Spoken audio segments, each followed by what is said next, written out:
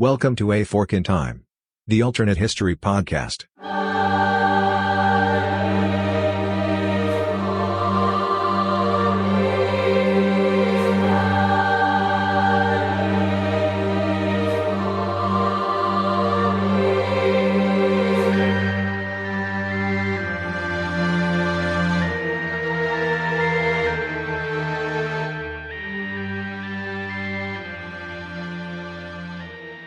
On May the 28th of 1754, an important event happened in the area that we know today as being far western Pennsylvania in the United States. At that time, in what some would have called the Ohio Territory in the New World. And what happened on that date is what's known as the Battle of Jumonville Glen. You'll recognize some of the participants of that battle, and you'll certainly recognize the importance of that battle as we unwind it today here on A Fork in Time, the Alternate History Podcast. Hi, I'm Don, sitting in the host chair. Welcome you back to the show. And today we're going to look at an interesting historical what-if. I think that we probably will also, again, like many of the other things we talked about, come back and revisit somewhat frequently. And we're going to look at today the historical what-if there had not been the start of, or potentially a different outcome of, what is known in the United States as the French and Indian War. And the event that I referred to there on May 28th of 1754 is the event that is considered to be the start of that war, known in North America as the French and Indian War, although it's a war that goes by many names. We'll talk a little bit about that as we move forward in the significance of the conflict and how it could have changed the course of history if it might have been avoided. And on that day, again, in 1754, we have the clash of forces here being about 50 men and perhaps some Native American allies that were led by Lieutenant Colonel George Washington, a name we certainly recognize, and who was leading a group of Virginia colonial forces to encounter and to thwart the efforts by French forces to build a fort and establish more of a presence in the area that was known as the Ohio Territory, which was the part of the area that was in disputed or under dispute between France and England in the United States, or in North America at that time. So what we're going to talk about today is the historical what-if of what if there had been no French and Indian War or a different outcome of that war. So we invite you to join us after the break, and we'll go into a little bit of the historical what did so that we can set up the historical what if. Hope to see you back soon. Would groceries delivered to you in as fast as 1 hour save you a trip to the store? Instacart makes that possible thanks to personal shoppers in your area who hand-select items based on your preferences from the stores you love. And shopping multiple stores is possible on a single order. Instacart picks the freshest produce and even keeps your eggs safe, all while finding everything you usually buy, providing smart suggestions for new items, and even highlighting deals to help you save money. And now you get free delivery on your first order over $35. Let Instacart know we sent you and help support our show by following the link in the show notes. Instacart. Groceries delivered in as fast as 1 hour.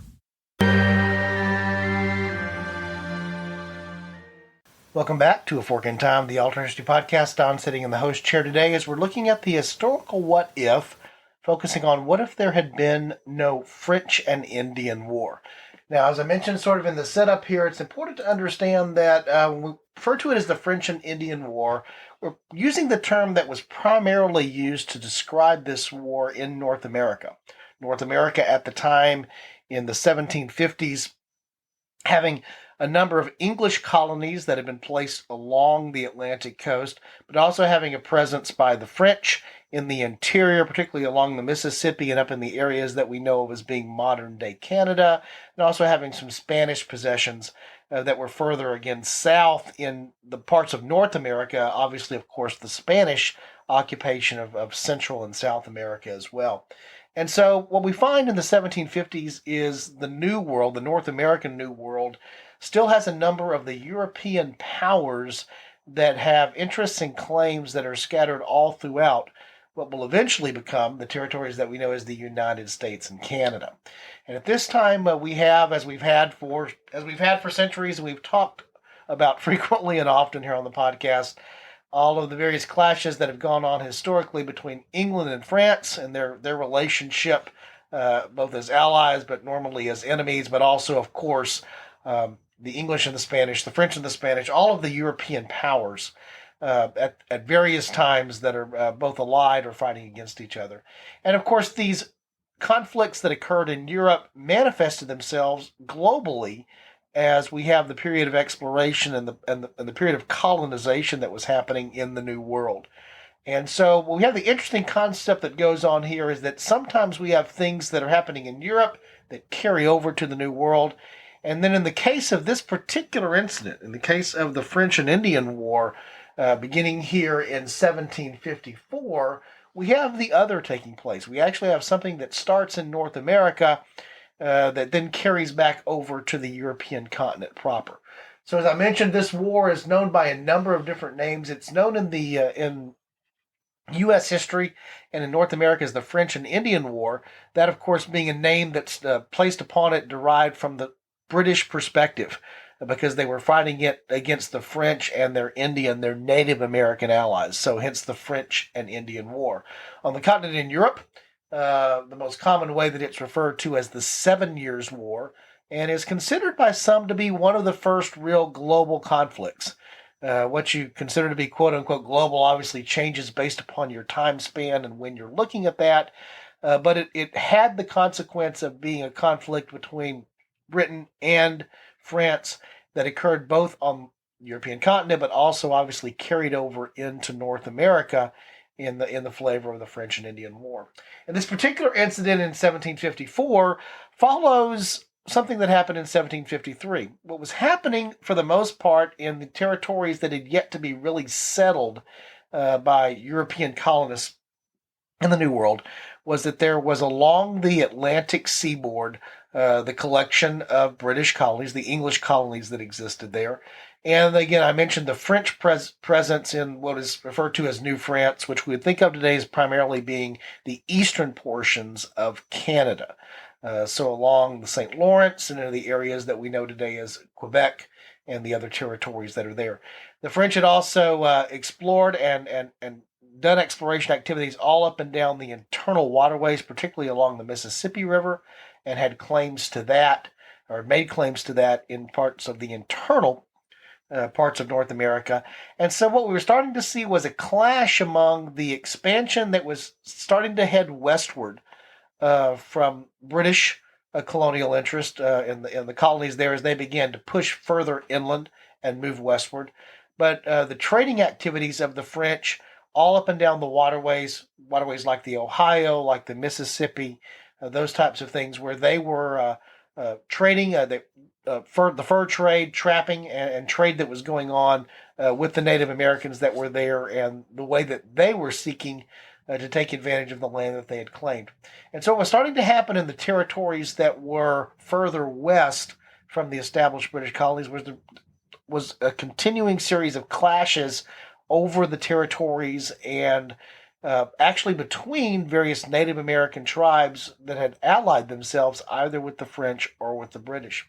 In 1753, as the French were incurring into the area that was came to be known as the Ohio Territory, we actually have a situation where then at that point Major, colonial militia Major George Washington from the Virginia militia was actually sent to deliver a message to French forces that were in the territory that we know today as modern Pennsylvania, again called the Ohio Territory at that time because of the Ohio River and the area that existed there, to basically deliver a message to them that their presence there and them continuing to fortify locations and to establish military outposts and settlements in the area would not be tolerated by the British. And so Washington was sent on an expedition in 1753 to deliver this message to French forces that were there, Upon receipt of the message there by the French forces, Washington was basically told that should have been delivered to the French colonial interest, or the head of the French colonial interest, which existed further north in what we think of today as being Canada, again Quebec, and basically it was disregarded. And so when Washington came back, reported to his superior officers up through the regular British military, he was then commissioned, actually given the rank of lieutenant colonel in the militia forces there in Virginia, and commissioned to raise a force of men who would actually then go back out and forcibly interfere with the French influence that was actually happening there in the Ohio Valley, and the expansion that he had been sent the year before to deliver a message that would be stopped. And so we find ourselves in 1754 in late May, Washington leading that group and encountering the small French force that had begun to build a fort at the confluence of the territory the area that we know as Pittsburgh today, known as Fort Duquesne. So it's the confluence of the rivers there, the Allegheny, the Monongahela, and the Ohio River, where they come together. An excellent location to build a fort. That would be what the French were building. That was Fort Duquesne. Washington encountered the French forces, and there's a lot of confusion over exactly what happened at the battle, who started what happened there. But it was a British victory, a colonial militia victory, with Washington forces being successful in overcoming the French forces that were there, and then ultimately retreating back to a position where Washington built a defensive fort, what is known as Fort Necessity, which eventually the French came and defeated Washington and his forces at. In fact, Washington was forced to sign a letter basically indicating that the first battle, the Battle of Jumonville Glen, the one that I mentioned, that's the late May battle, had essentially been a massacre of French forces, and that he had actually ordered the execution of the French commander, Jumonville. And so this actually created tension, both in terms of the initial British victory over the French in the Battle of Jumonville Glen, but then ultimately in the defeat at Fort Necessity. This actually started the series of military encounters in the New World that would come to be known as the French and Indian War. So between French forces, British forces, and again their Native American allies. It's not long before this spills over into tensions that are existing on the continent for other reasons. For example, we're only a few years removed here from what's known as the King George's War, which is all part of the conflicts in Europe over Austrian succession. And so we end up having, again, this first, what some historians identify as one of the first world or global conflicts that is known more generally as the 7 Years' War, but again in North America is the French and Indian War. In North America, the outcome is the expulsion of French interest in New France. And so Britain actually gains control of French Canada and Acadia. And we also have the change of territory where parts of French interests are handed over to the Spanish. And so the result of the French and Indian War in North America, and I'm going to use that term moving forward, knowing that in Europe, the conflict that runs parallel to this and is connected to it is the 7 Years' War. It actually goes by several other names. But the outcome in North America is a changing of the balance of power among three European powers, the British, the French, and the Spanish in the New World, particularly in North America, and particularly in the area on the eastern half of North America. So thinking about the United States and Canada in our modern map, those areas being changed basically east of the Mississippi in dramatic ways. It is a victory for the British. Obviously, they expel and take over New France, the portions of French Canada and Acadia, and it's actually considered to be a victory by the British. It also, in a separate, probably worthy of a separate episode that we'll do at some point, it changes the balance of power in Europe, as we have a change in who the traditional allies and alliances were, that allows for the rise of a more notable Austria, changes French interests in such ways that will be impacted over the next century or so, particularly in the interactions between Britain and France and what's going on in the New World with the War of American Independence. But it is a British victory.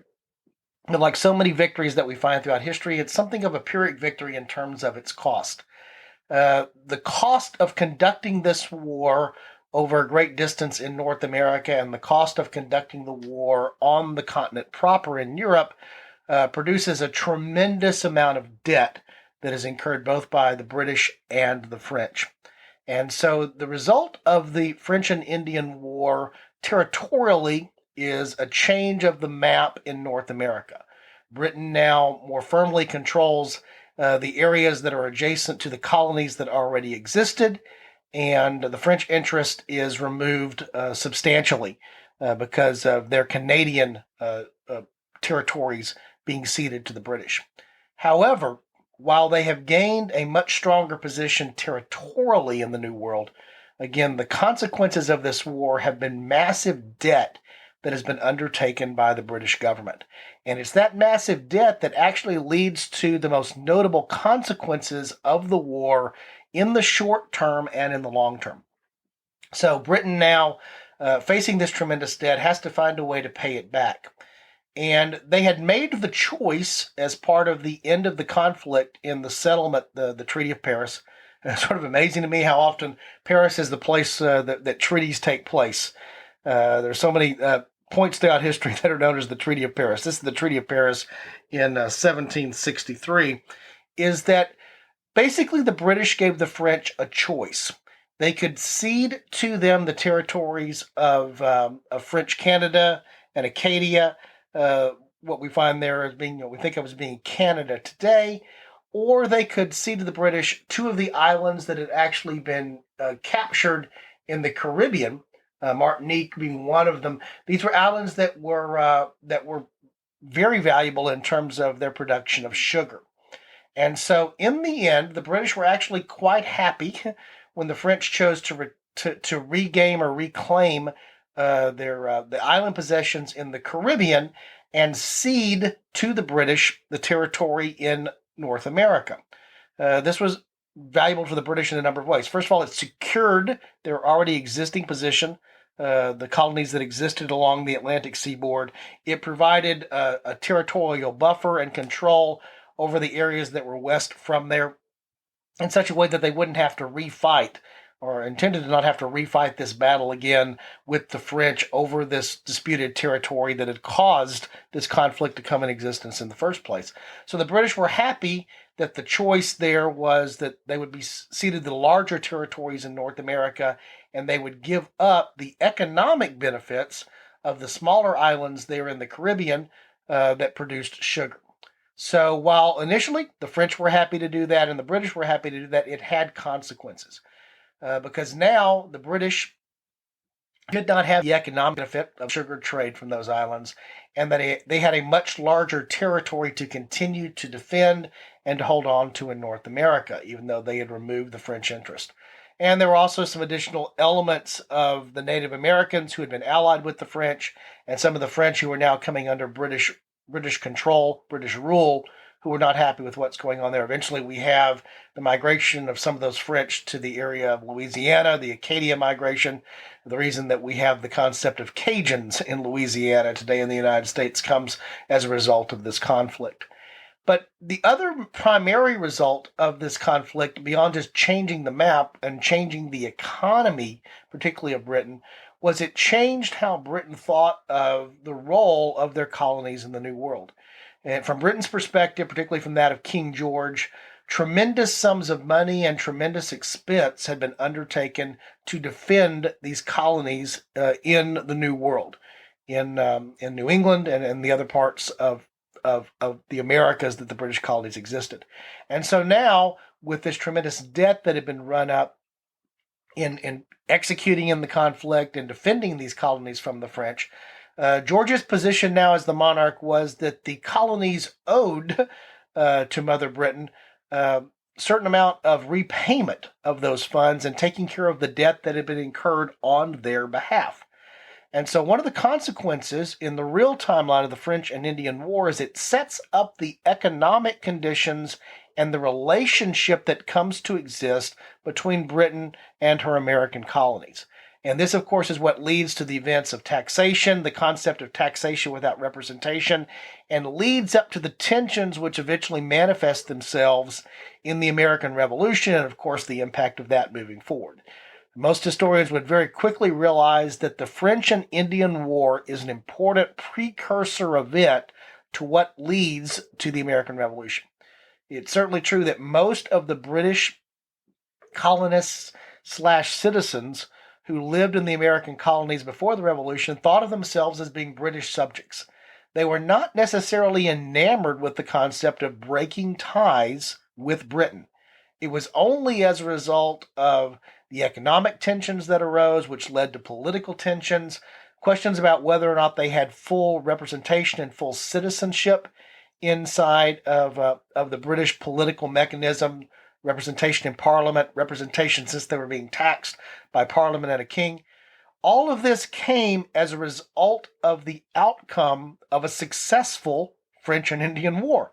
The actual thing that seemed like it was a success was sowed the seeds, what eventually would be one of the major factors that led to the American Revolution.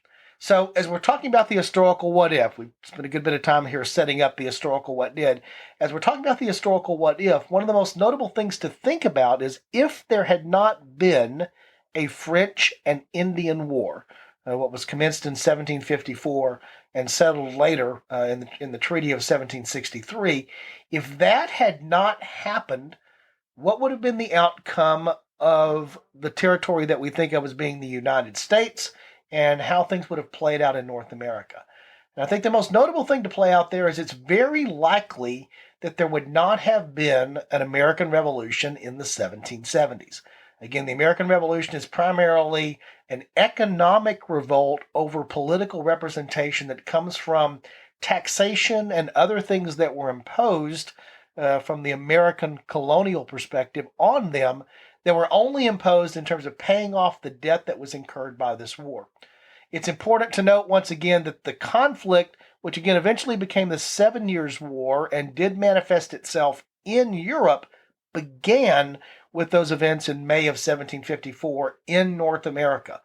The flashpoint, the trigger point, is a colonial regimental commander in the form of George Washington actually engaging in an event which led to the start of not only a war in the local territory in North America, but a war that went global.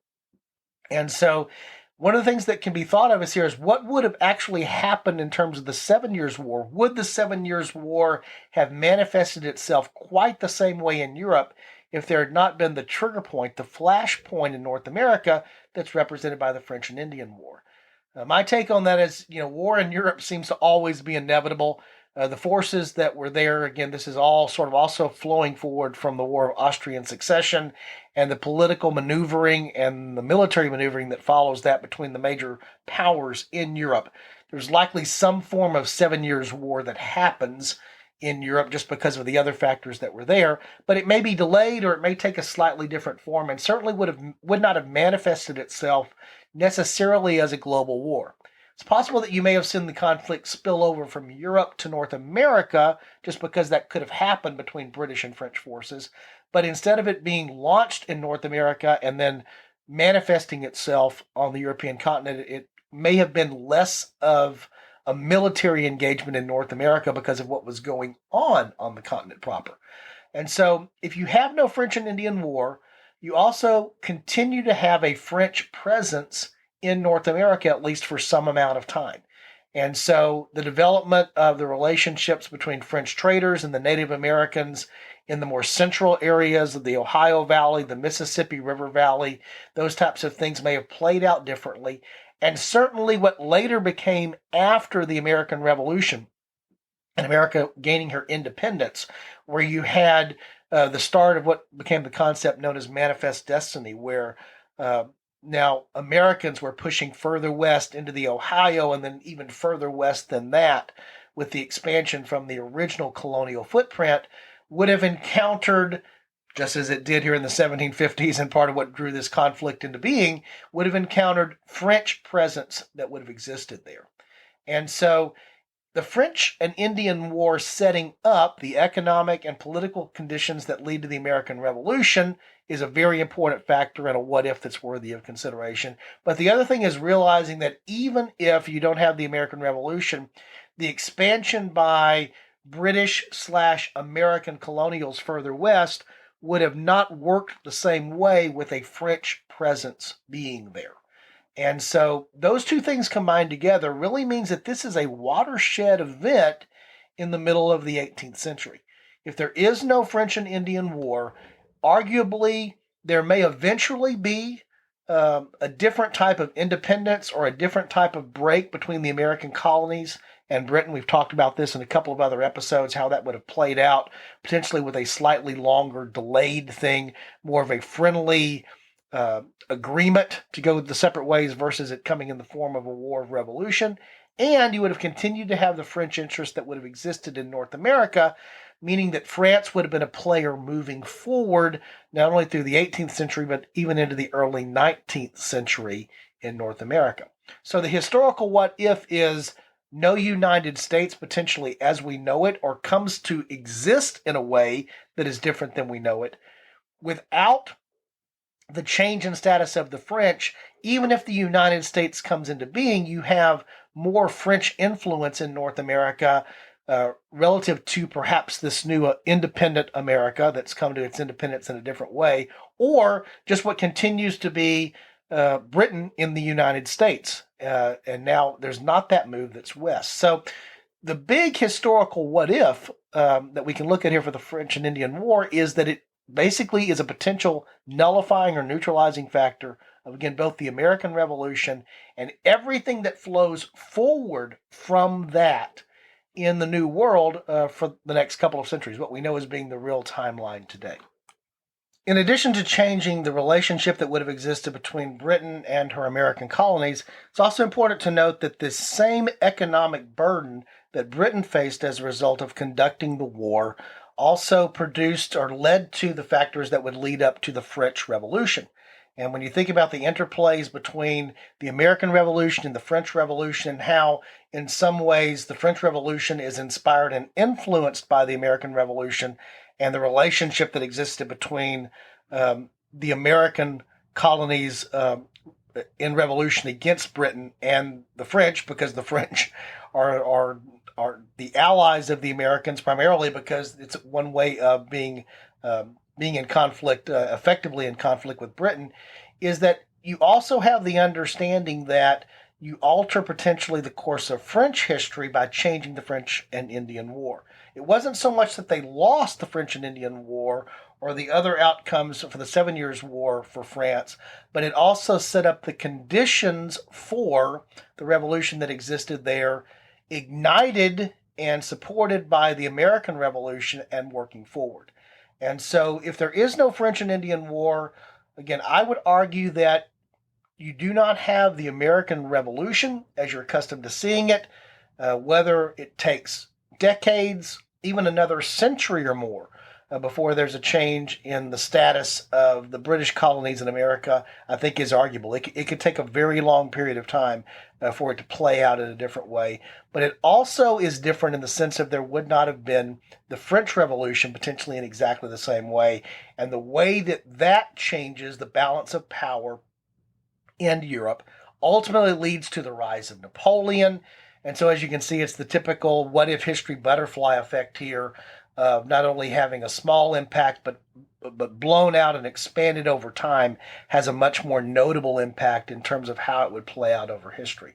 So again, the events that happen in what we think of today as being Western Pennsylvania in May of 1754, where less than 100 men combined on both sides clash over whether a fort should be built at a confluence point of a couple of rivers, and the impact that has on trade and settlement in what is still basically the wilderness of North America, has a tremendous impact in terms of changing the path of the American Revolution and changing the impact of European history and the alliances that exist there, potentially the French Revolution, and moving forward substantially in history.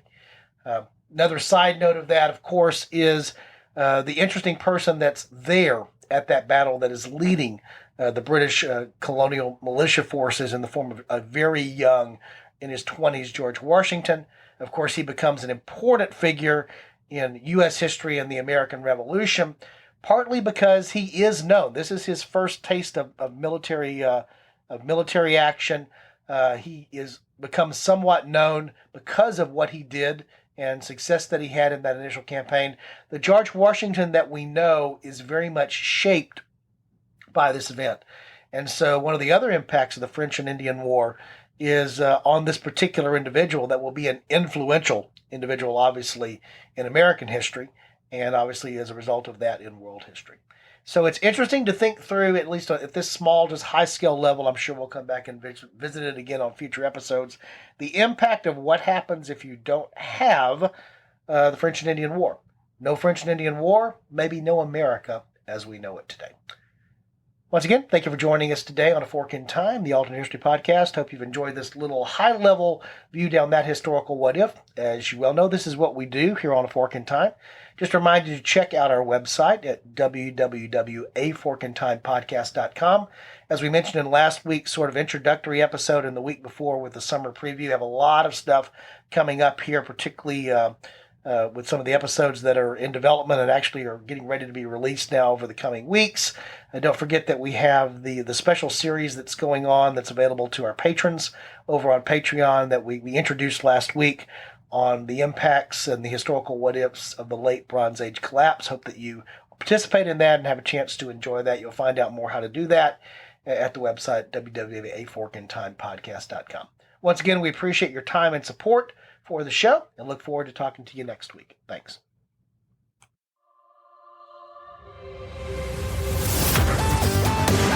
Thanks for listening to A Fork in Time, the Alternate History Podcast. Learn more and provide feedback by visiting our website at www.aforkintimepodcast.com. Connect to us on Facebook at facebook.com/aforkintime or follow us on Twitter at AFIT Podcast. If you want to support the show financially, visit our Patreon page at patreon.com/aforkintime. We hope you will join us next time.